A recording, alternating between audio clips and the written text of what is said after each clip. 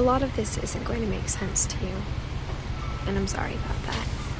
I'm just going to start at the beginning, with the house.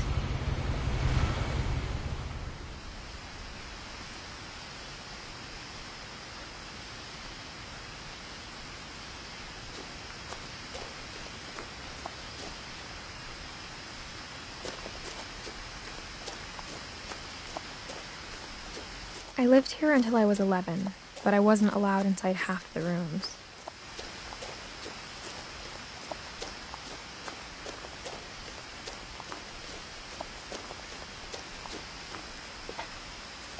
Inside the mailbox were bills from 7 years ago, marked urgent, open immediately.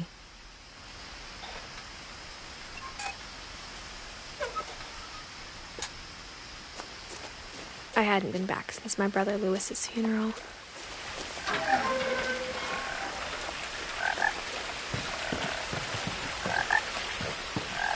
In her will, my mother left me a key, but didn't tell me what it unlocked. Maybe she thought I'd know, or she thought that the mystery would be enough to bring me back.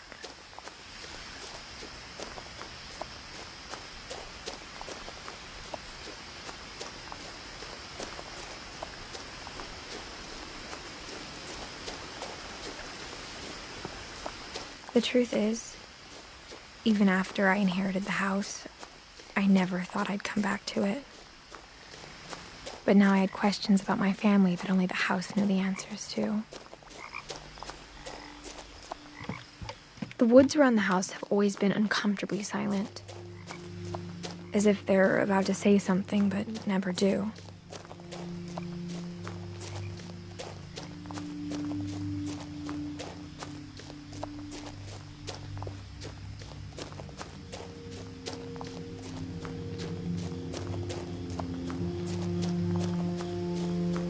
The house was exactly like I remembered it, the way I'd been dreaming about it.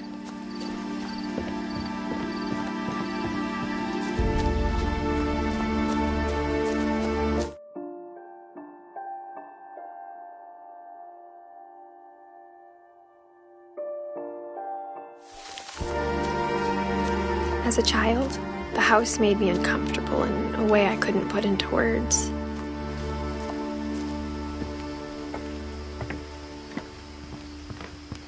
Now, as a 17-year-old, I knew exactly what those words were. I was afraid of the house.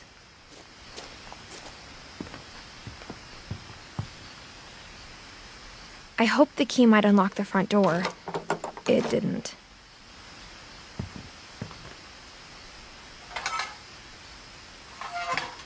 Looking in, I felt like the house itself had been waiting for me.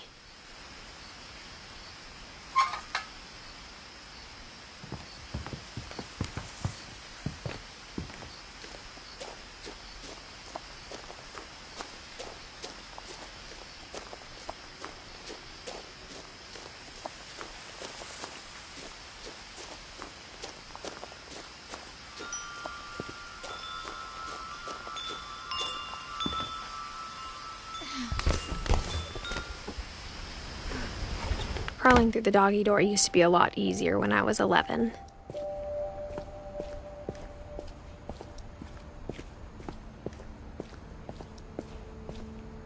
The power had been turned off the night we left.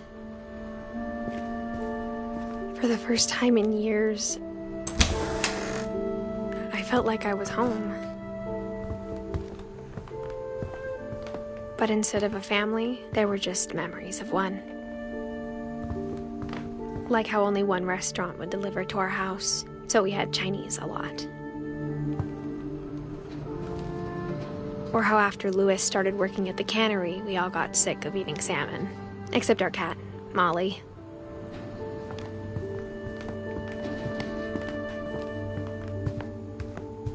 The table was still a wreck from the night we left. It was like a bomb had gone off, killing everyone but sparing the furniture.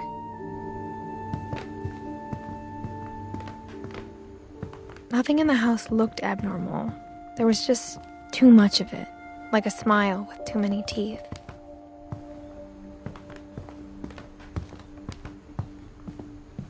Mom always told me to stay out of the basement, so I wasn't too surprised when the key didn't fit.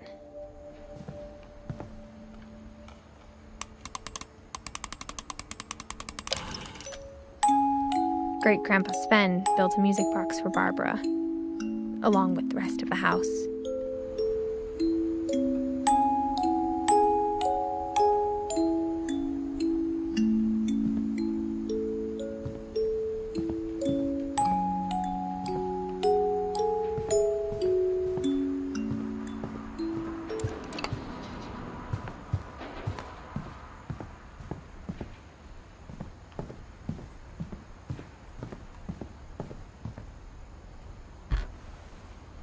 Edie told me once that every Finch who ever lived is buried somewhere in the library.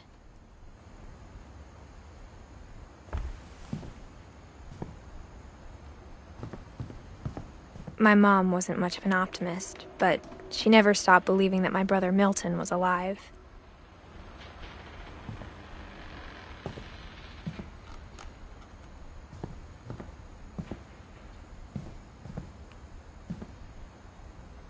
After Milton disappeared, Mom sealed up all the bedrooms. Then Edie retaliated and drilled peepholes.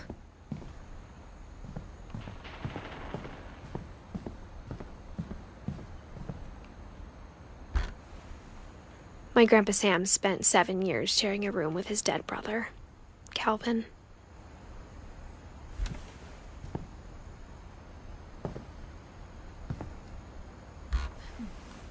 As a kid, I just assumed every house had peepholes and sealed rooms you weren't allowed inside of.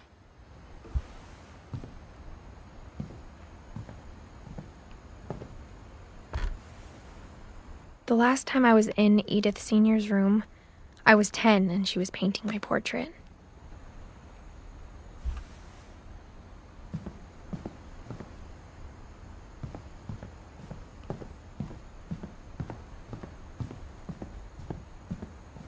I spent a lot of time playing in Great Uncle Walter's room.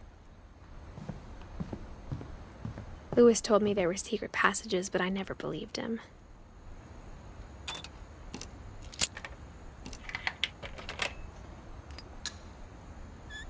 Turns out, my mom was really good at keeping secrets. Now it was time to find out what my mom had been afraid of.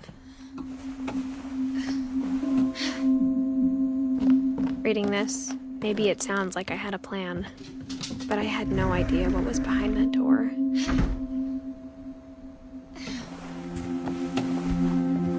Just like I had no idea where all this was gonna lead.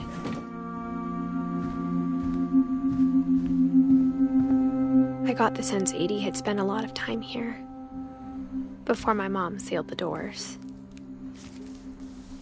December 13th, 1947. Dear Diary, I'll be gone soon, but I wanted to tell somebody about what's gonna happen. It started when Mom sent me to bed without dinner. I woke up and I was starving, so I looked around for something to eat. The gerbil food was dry, but I didn't mind it.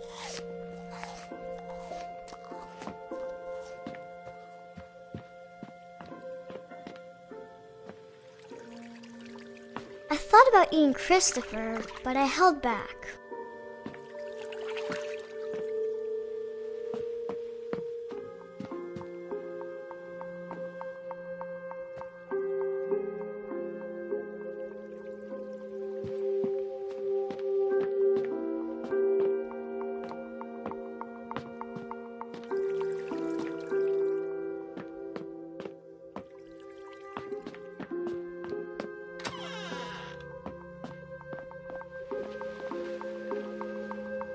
I ate a lot of things that night.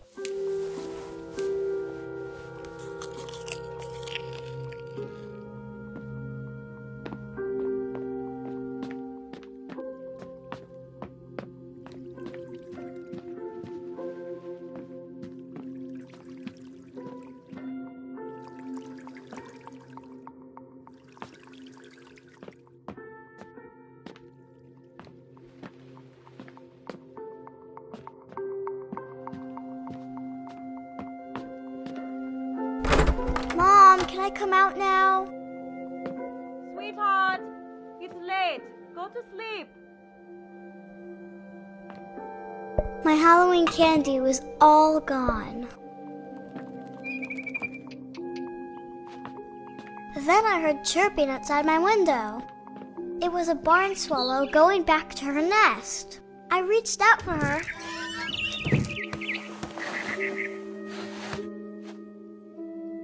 And suddenly, I was a cat.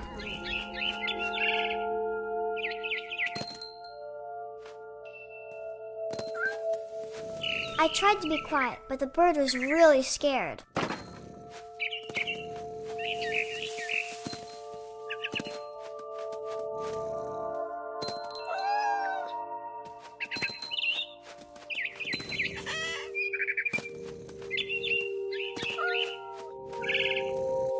I jumped and I almost got her.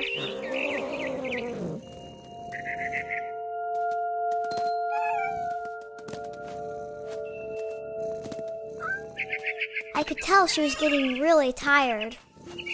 Now I was up in the big tree. I promised Dad I wouldn't climb it anymore. All I cared about was eating that mama bird. I gobbled her up. And suddenly, I was an owl. First, all I heard was the wind. Then I heard little teeth nibbling in the grass.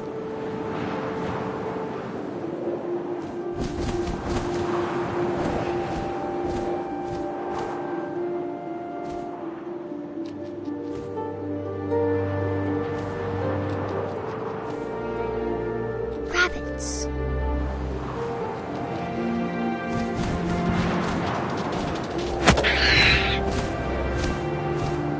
I imagined his face looking up and seeing mine through my talons. I swallowed him up, and I didn't chew one bit. Then I flew off to find something bigger.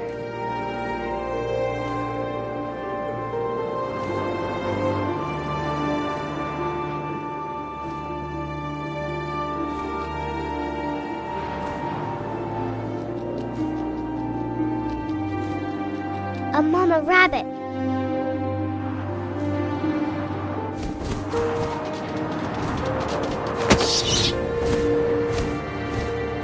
She was almost too big to carry. I started choking, but I couldn't stop eating.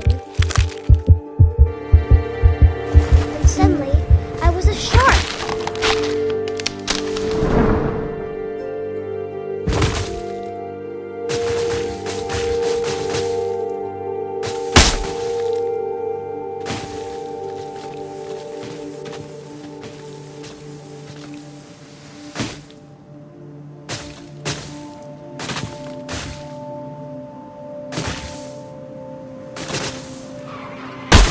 I rolled off a cliff and into the ocean.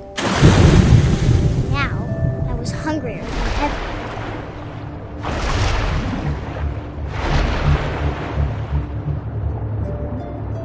I wanted fat, juicy seals.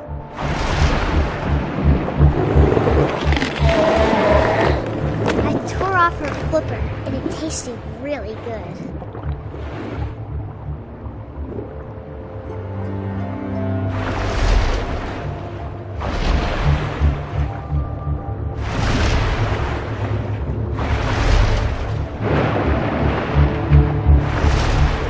Grabbed on tight. When I was so hungry, I jumped out of the water. When I opened my eyes, everything had changed.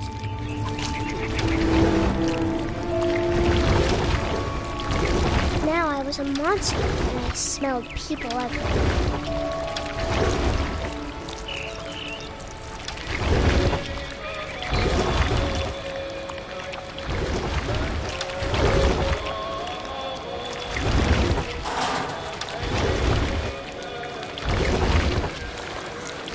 I was big, and I moved real quiet.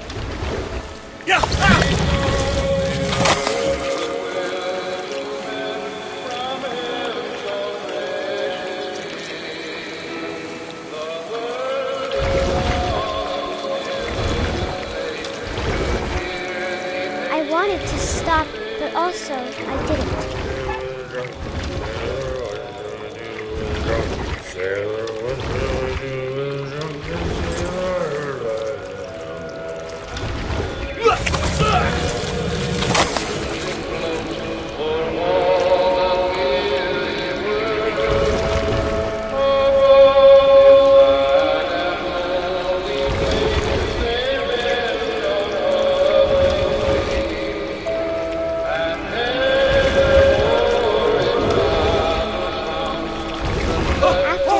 Passenger, I was still hungry. And across the water, I smelled something new. Something I had to have, so I swam towards it.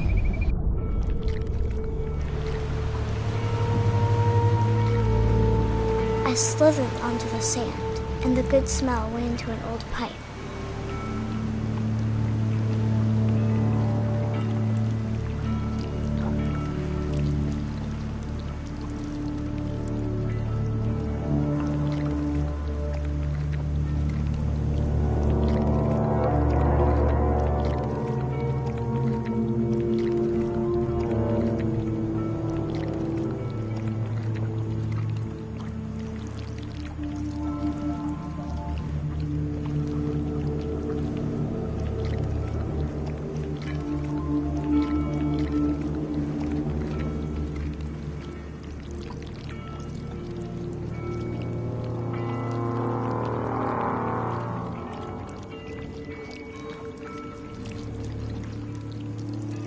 I got closer and closer.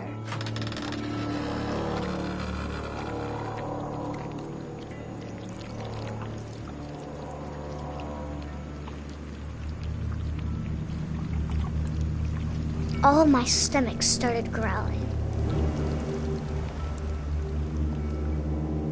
And suddenly, I was me again. I held my breath for a long time, but I couldn't hear anything. I think it's waiting for me to fall asleep. But it's not going to wait much longer. It needs to feed, and we both know I will be delicious.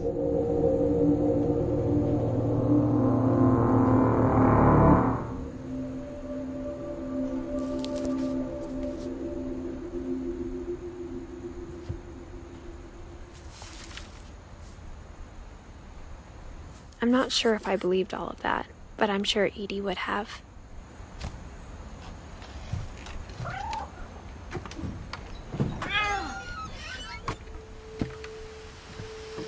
This will be obvious later, but my mom never told me any of these stories. Edie would have, but Mom didn't like bringing up the past.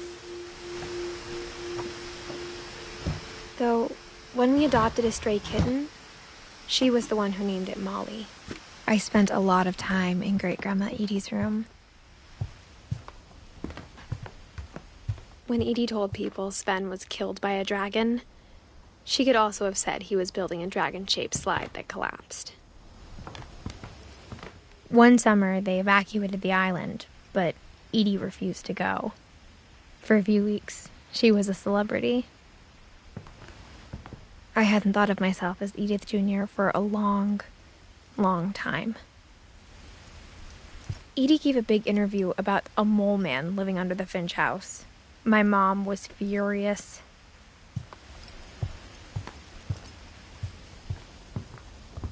Her room was like a museum. For 500 years, the Finches have been famous throughout Norway for their fortune and misfortune. Odin Finch buries the latest victims of the family curse, his wife Ingeborg and their newborn son, Johan. On January 7th, 1937, he set sail with his family and his house, hoping to leave the curse behind. But 40-foot waves off the coast of Washington send the house and Odin to the bottom of the sea. Odin's daughter Edie, with husband Sven and baby Molly, step ashore on their new home, Orcas Island. Odin Finch is the first to be buried in the new family cemetery. His daughter Edie is already dreaming of a new Finch house.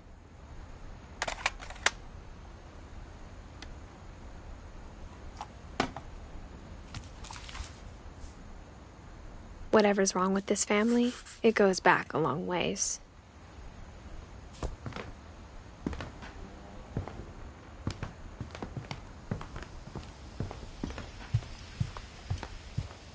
Even in her 90s, sometimes Edie seemed a lot younger than my mother. The only trace Grandpa Sam's first wife, Kay, left on the house was the pink bathroom. It was a pretty big trace.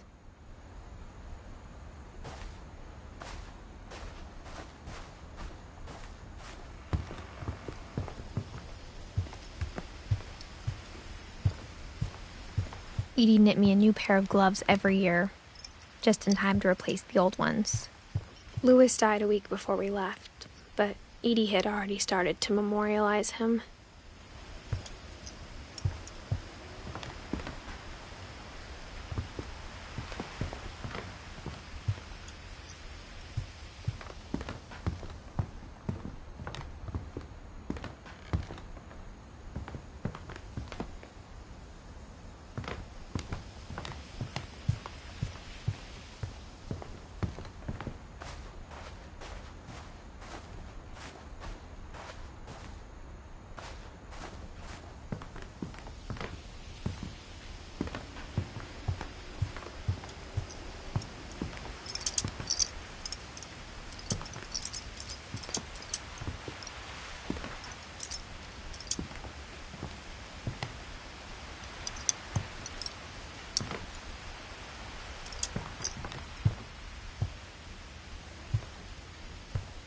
Great-grandma had always been the family's biggest fan.